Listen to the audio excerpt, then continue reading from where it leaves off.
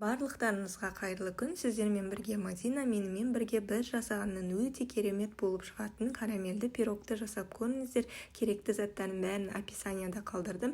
Видео ұнап жатса, лайк басып тіркеліп, комментарий жазуға ұмытпаңыздар. Ең алдымен үгітілмелі қамырымызды дайындаймыз. Ыдысымызға бір жұмыртқамызды жарып, қантымызды қосып, жақсылап шанышқымен араластырып аламыз. Алдын ала ситадан өткізілген ұнымызға қамыр қопсытқышымызды, қаймағымызды, бөлме температурасындағы сары майымызды қосып, жақсылап ең бірінші араластырып аламызды.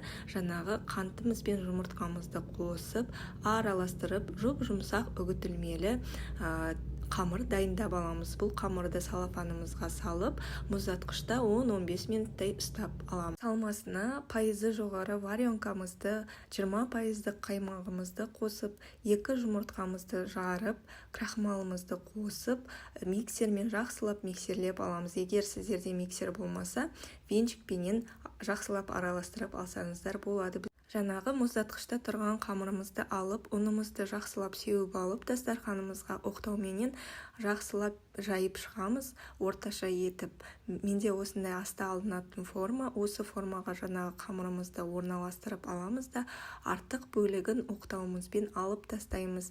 Және де осы алып тастаған бөліктерін жұқа болып қалды деген жерлеріңізге жапсырып шығасыздар.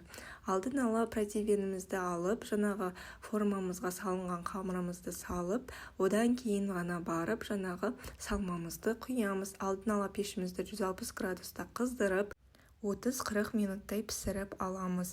Піскен пирогымызды міндетті түрде бөлме температурасында суытып, мұздатқышта 2-3 сағат ұстаймыз. Дәмі өте керемет болып шығады. Міндетті түрде жасап көріңіздер. Барлықтарыңызға ас болсын. Сіздермен болған Мадина.